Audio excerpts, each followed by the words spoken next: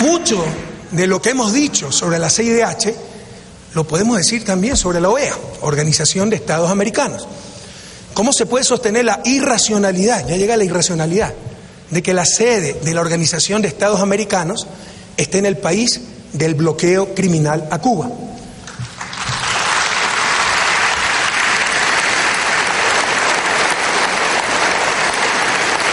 Bloqueo que incumple abierta, descaradamente, la Carta Interamericana Fundacional de la OEA. Bloqueo que ha sido condenado nada más y nada menos que 20 veces por las Naciones Unidas. La última condena en octubre de 2012, con el respaldo de 188 de los 193 países miembros. El bloqueo constituye, sin lugar a dudas, el mayor atropello al derecho internacional, al derecho interamericano y a los derechos humanos en nuestro continente. Pero mientras que por aplicar la ley y llevar a juicio a un periodista pillo pretenden considerarlo atentado a los derechos humanos, no se dice casi nada del bloqueo a Cuba, que pareciera ya es parte del paisaje, o de las torturas en la base de Guantánamo, o de los derechos humanos de los aplastados por la prensa corrupta, que con sus insultos, difamaciones, atenta todos los días contra los artículos 11 y 13 de la Convención Interamericana y contra el artículo 12 de la Declaración Universal de Derechos Humanos de las Naciones Unidas. Artículos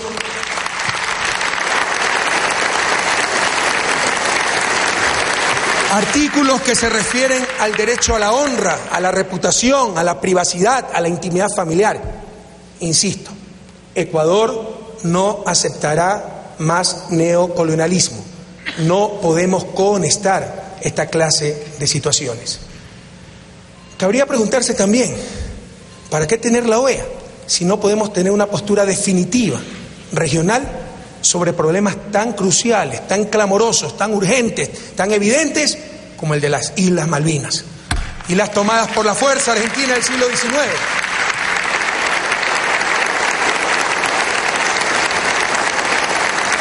Colonia británica al frente de las costas latinoamericanas, pero a más de 11.000 kilómetros de Londres. Las Malvinas no son solamente argentinas, son latinoamericanas.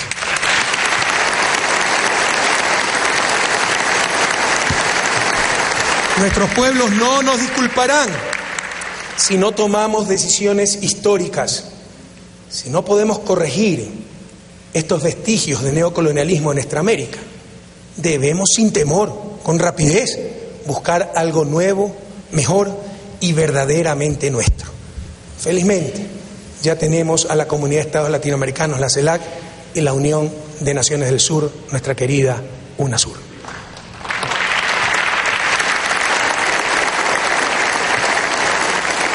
Queridos compatriotas, estoy persuadido de que una prensa libre es vital para la democracia. Pero estoy igualmente convencido de que una mala prensa es mortal para esa misma democracia.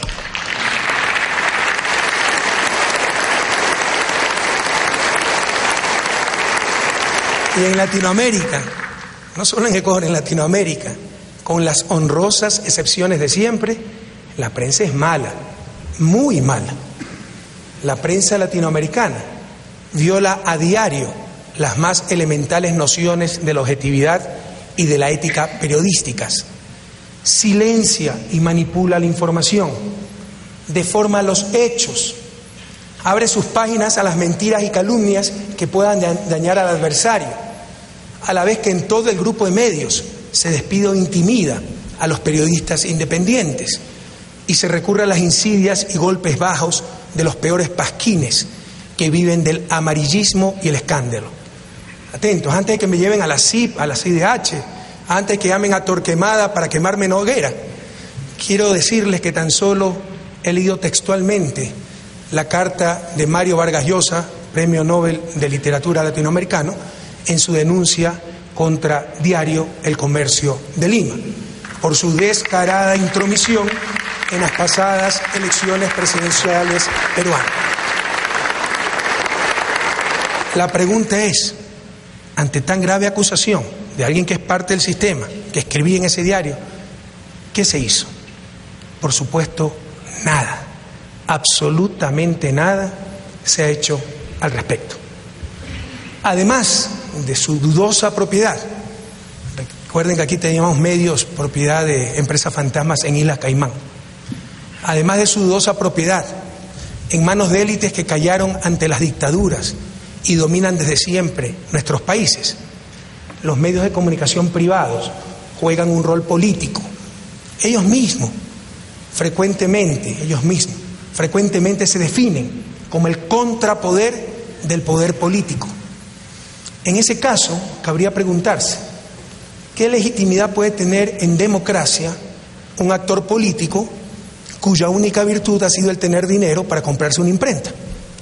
Y si les gusta tanto el equilibrio de poderes del que siempre hablan, ¿cuál es el contrapoder del mayor poder fáctico de nuestra América? La prensa. Es hasta gracioso. Hablan de criticar al poder, pero ellos mismos son uno de los mayores poderes. Poder más invulnerable que el poder financiero, porque han tenido la habilidad de identificar sus negocios dedicados a la comunicación con libertad de expresión. Criticar a un medio de comunicación es criticar la libertad de expresión. Eso es tan brillante como decir que criticar al presidente es criticar a la democracia. Pero ellos creen que en la repetición está la demostración. Y es un poder más eficaz que el poder militar, porque no hay ejército que pueda invadir el mundo, pero la desinformación de esta prensa sí lo puede hacer. Se definen como contrapoder, es decir, actores políticos, pero no toleran respuestas políticas. Si la prensa difama, desinforma, calumnia a nuestros gobiernos, es libertad de expresión. Si algún presidente les responde, es atentado a la libertad de expresión. Si algunos son más libres que otros.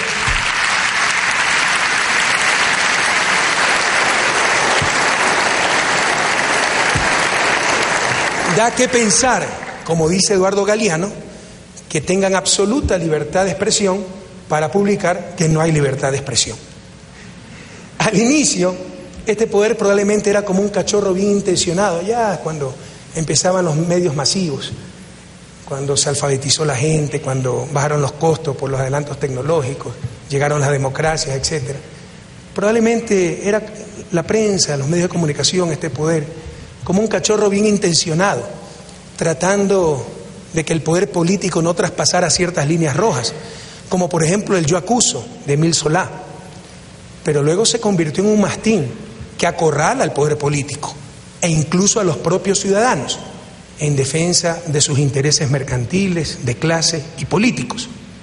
No busca la generación de opinión pública, sino imponernos un estado de opinión. Esto no fortalece la democracia ni el Estado de Derecho, atenta contra ellos.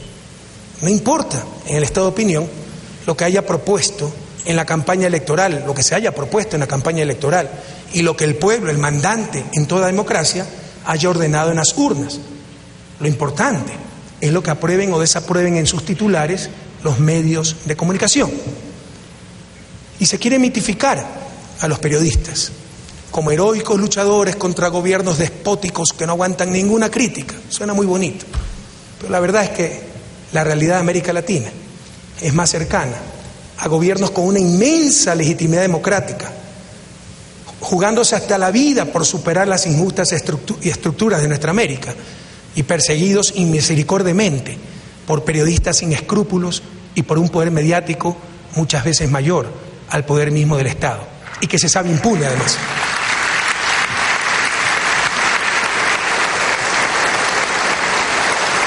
No informan sobre conflictos, los buscan, los inducen, los crean, los anhelan para vender más periódicos y en el caso de gobiernos insumisos como el nuestro, para sojuzgarlos. Esto es irresponsable en cualquier sociedad, pero más aún en las frágiles democracias latinoamericanas. Recuerden el 30S, prohibido olvidar, revisen quienes lo propiciaron con sus noticias falsas. Queridos compatriotas, defendemos la libertad de expresión, pero de todos los ecuatorianos y no solamente de ciertos grupos de poder.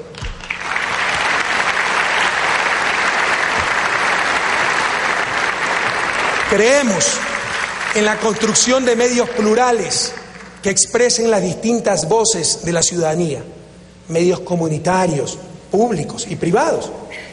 Creemos en la democratización del espectro radioeléctrico promovemos la generación de una ciudadanía crítica que puede exigir su derecho a la información y a la comunicación y ejercer el control social sobre los medios para que cumplan con su función y no abusen de su poder.